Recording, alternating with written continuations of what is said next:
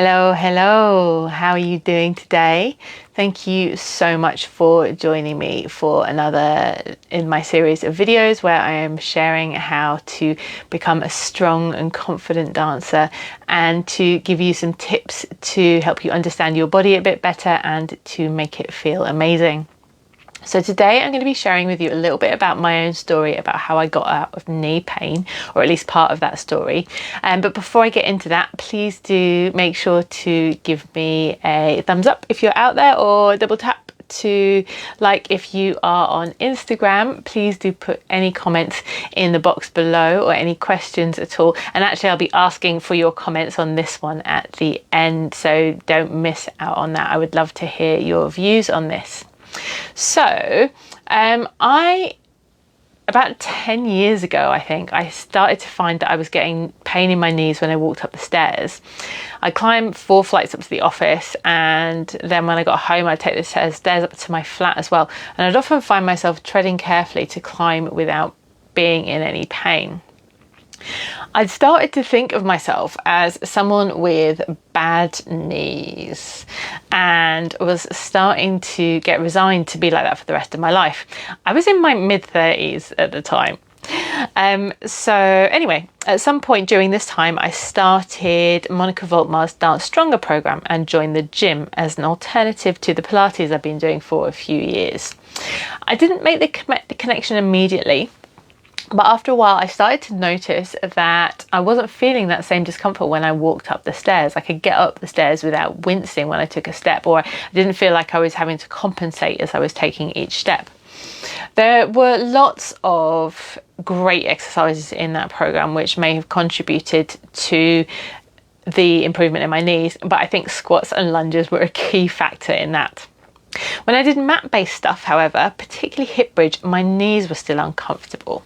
It was only after training with Ashley Lopez that I discovered that when you're doing hip bridge, you actively need to squeeze your glutes, in order to get them to work, particularly if you were like me and you had a desk job and your glutes had basically gone to sleep. She called it dead butt syndrome.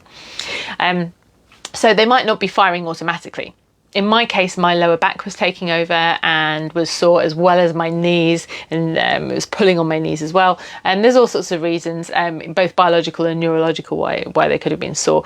But just by learning to kind of like actively contract my glutes and fire them doing the hip bridge, this slowly started to make the knee pain better. I wasn't feeling it so much when I did my hip bridge, and then also that translated to other things that I was doing as well.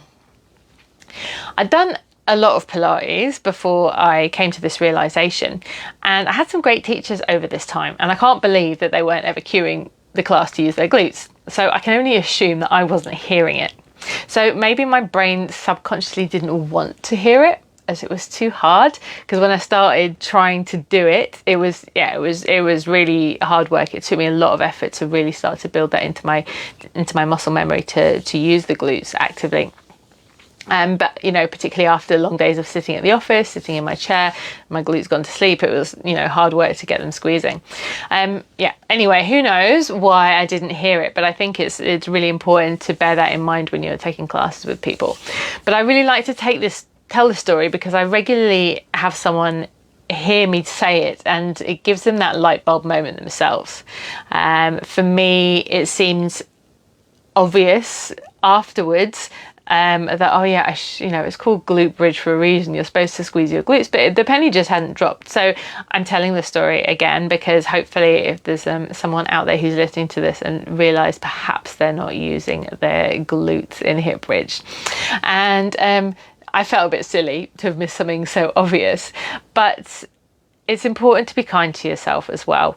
Our brains are naturally trying to protect us by resisting doing something that it receives a stress signal for, so as if things were in danger, which is probably why my glutes weren't firing in hip bridge. Anyway, there's 2 main takeaways from today's little video. Number 1, build strength in your glutes to help your knees. But really, it's not just about your glutes. It's about building strength and improving function in the whole integrated system. And that is not just your muscles, but we're talking about the joints, and we're talking about your neurology. We're talking about your mindset. And yeah, it's not just about, having strong glutes, right? And sometimes you're not just ready to hear something. Learning about how your own body works is like anything. There's always further layers of complexity to discover, and layer after layer to unpeel, giving a deeper understanding of your body and the amazing things it can do for you. That is something that continues to fascinate me as I'm going along my own personal journey of unpeeling the layers of understanding in my body. I keep finding deeper and deeper things which are helping me to improve things in my body, and sometimes it goes backwards before it goes forwards, but I think that's just a normal part of just making these discoveries and keeping going further with it. So I would love to know your thoughts on this one. Please do comment below. I've got a couple of different questions. Do you use your glutes in bridge? Yes or no? Do or did your knees and or lower back hurt? If it's a thing of the past, how did you fix it? And what layers of understanding have you developed about your body recently? So that's 3 questions. Do you use your glutes when you're doing your hip bridge? I've forgotten the second question. Yes, knee or back pain, and is it still there? Or if you've made it a thing of the past, how did you manage to improve things? And I've forgotten the last one now. I have to check my notes. And what layers of understanding have you developed about your body recently? 3 questions for you to answer. Drop them in the comments below. I would love to hear from you. If you have any questions about this, then please do pop them in the comments as well, or feel free to send me a DM anytime. And if you are not already on my mailing list, there is either a link in the comments or a link in my bio, depending on where you are watching this. And I highly recommend you get on there, because I am talking about interesting things like this all the time. There's going to be some more tidbits about how I got out of knee pain, how I continued to find some deeper layers and to keep my knees happy. And so if you are on my mailing list, you will get updates. So in case you miss these lives, you will have them sent to you in your inbox. Okay, I haven't seen any questions come up while we've been online. So if you're still there, Christova on Instagram and Mystic Atelier, hello. And Nera and Hannah on Facebook, if you're still there as well, hello. And thank you so much for watching. Please do give me a thumbs up. Please do give me a heart if you have enjoyed this or found it interesting. Please do share it with your friends. It really helps. And I think that's all for today. Thank you so much, and I will see you next time. Big love.